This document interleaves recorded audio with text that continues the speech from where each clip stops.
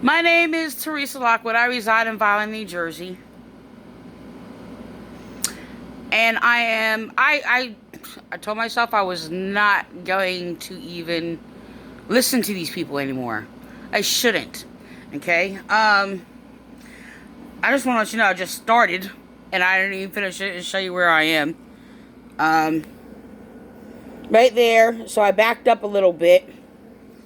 But he's saying these strange things. Now, here's the thing. They're using the word significant, which started repeating after it was actually their other pastor, Brandon, or whatever. You know, I don't know if he's the same person that plays an instrument here or whatever, but I'm not really sure. And just sit there and make out their faces. I mean, he looks almost exactly the same, so there could be a similar looking person. So, it's possible. So, I mean, he has distinct features, but still, you know. So, anyway, excuse me. It's very strange because, well, look, they keep using words after I just use a word. Now, I had to sort that out, but they do it right after I do it, and they've done it all through, like, well, when it started at a certain point when he came the so-called pastor. Oh yes, I'm gossiping, by the way. I'm just want to let you know that. So they're trying to present this thing in regards to gossiping, which is gospeling. It's rooted in the same word. So, all right. So let's go with talking about other people. So he makes this thing. The thing is, it's very strange because he's talks about a triangle, right? It could be it could be coincidental, but I called them their own three-person trinity. Sorry, it's not funny, but this William Clay, Lee King, and Eddie Haney. Okay. Here's the thing. I just want to say this off the bat. I do not care if people talk about me. All right. I do care if you slander me. Why? Because lies has destroyed my life, and their lies has destroyed my life, including the lies that I grew up on. Destroyed my life. Okay? Destroyed my children's lives. All these things or whatever. And lies is murder. I am speaking from experience. It is murder. Okay? So these people lied about me, and even after they excommunicated me out of their cult, scapegoating me for their crimes, okay, which they scapegoated me for years, flipped things backwards. Apparently, one who committed perjury against me in a court lied about me, falsely accusing me and falsely claiming that I said I was going to find somebody to rape her. She's a damn liar, okay? She belongs in jail. Oh, they sit there and they're mocking that or whatever. So, by the way, they put me in jail for the crimes they committed. Claim they're under God's mercy and grace. Here's the thing. I never bared false witness against them. I'm not saying I didn't make a mistake or something here or there or whatever. It's very complicated because the thing is, they started telling false stories about themselves to sit there and teach me a lesson on their rule of no gossiping. They try to test me and all these other things or whatever, which I wasn't even, like, playing their games. I was in a lot of pain, by the way. They were destroying and threatening my children. Okay? That's a very complex story. So, the thing is that My whole thing is they lie, deceive, and manipulate so much. I mean, I just had to sort things out, right? And what I did is I had to sit there and say everything is information. Okay, everything is information. I completely had to change my thought. Now, it helped in some ways. But I'm telling you, and sit there and you have church cults like this messing with your head and playing these little games, okay, that they do. Gaslighting you, messing with your perception, acting like they're testing you and it's abusive and all these other things or whatever. If you can't resolve it, right? I mean, it's complicated in churches because when you have abusive cult leaders, they start owning people. And the problem that many people have is that you may have like people who are like brainwashed, want to stay, people want to leave, and they don't want to leave their friends. And these are actually a couple of stories that I have heard also with people that they bullied out of their church cult. Okay? That I ran into that came out from there. It's talking about this guy's abuses. Am I to not listen to these people that I know have been abused and bullied by these false leaders? So they're making up their own rules, by the way. Okay? Well, they make it up. It's throughout all the churches, all these churches. But they're presenting to make, like, they're making this point, which is not a point, to sit there and refuse people from talking about their abuse, trying to put a false guilt on the victim that they abuse. This is not any new thing. I mean, this is like from generations, thousands of years. I mean, this is not, you know, or whatever. You know, this is the thing. The same evils have been from the beginning of time. The same righteous truth has been since the beginning of time. It's that simple. Evil people do the same thing. And the same dark principalities. All the time. It's all the same. Okay? Righteous of truth is righteous of truth.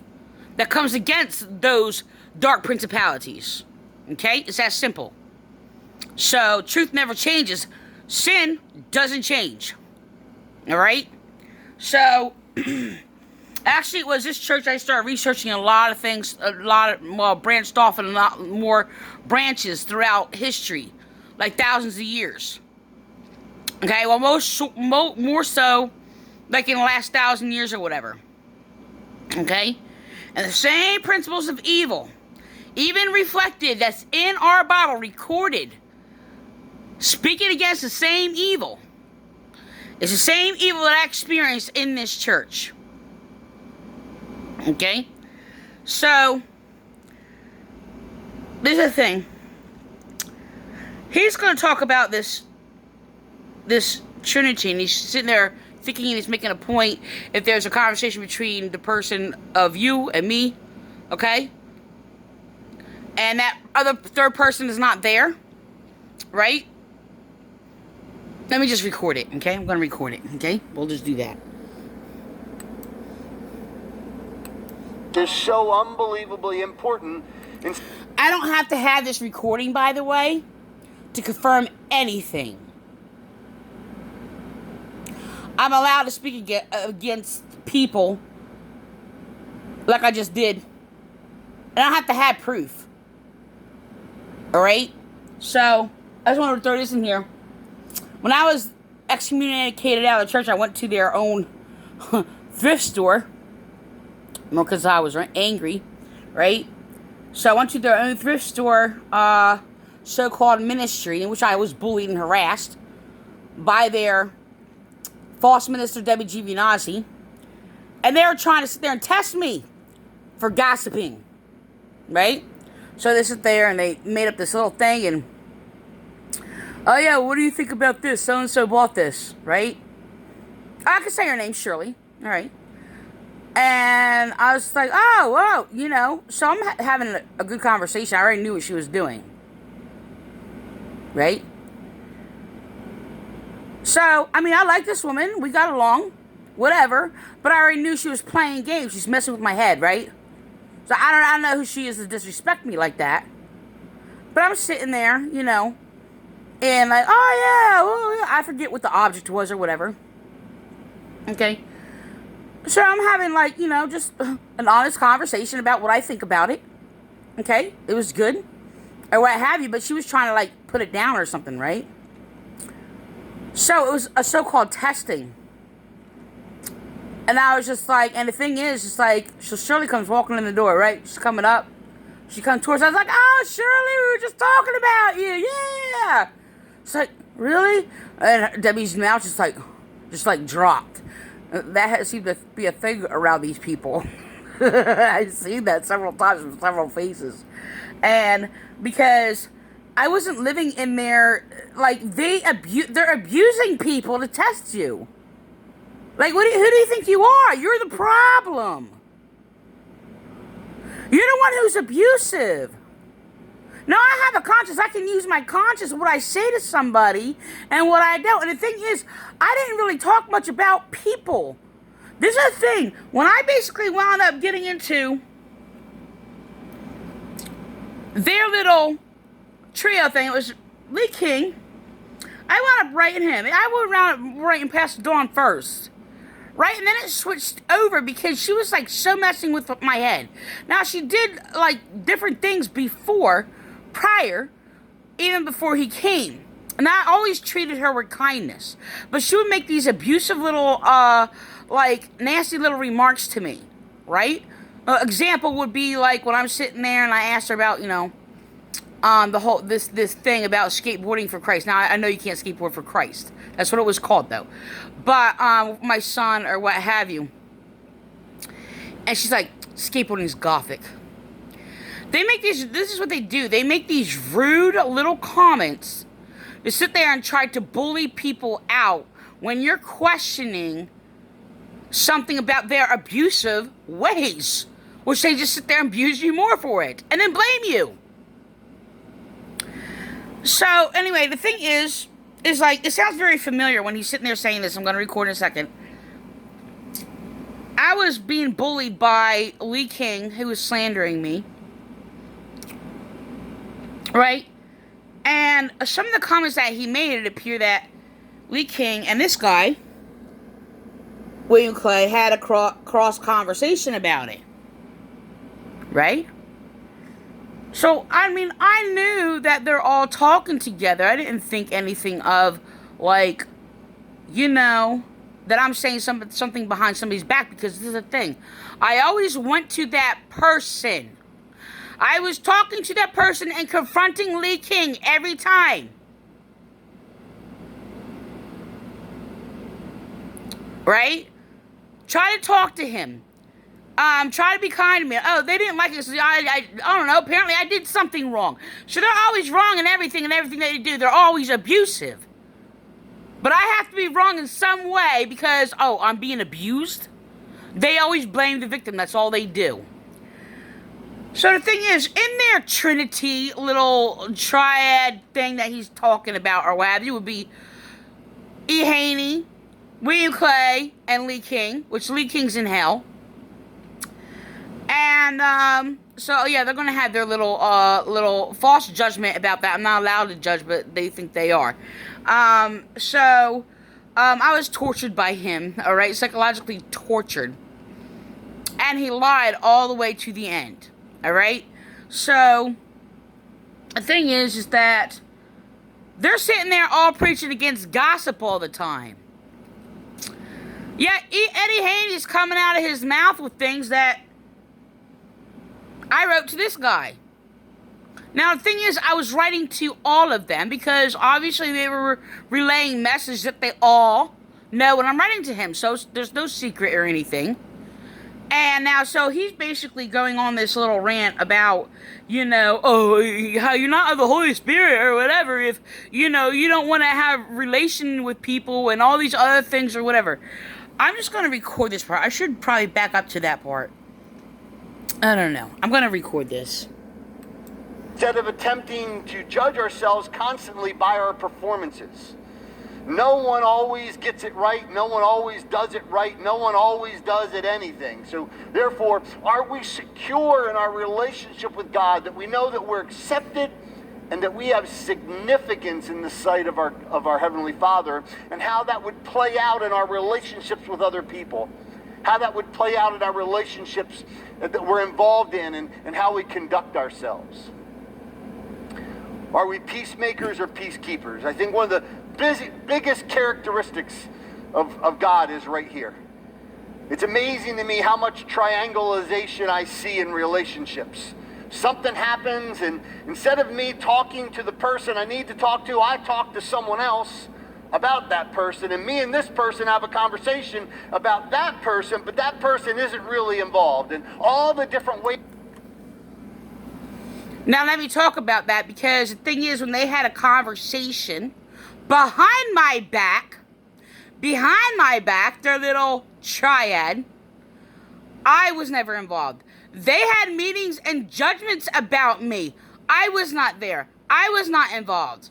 I didn't have a say in how they persecuted me and what they did in my life. They just psychologically tortured me every single day, harassed me with this little passive aggressive, like kicking out single words or whatever and things like that. And apparently just slandering me and talking to me like I'm just like trash behind my back, because it came out in like little different, like strange, evil ways, by the way.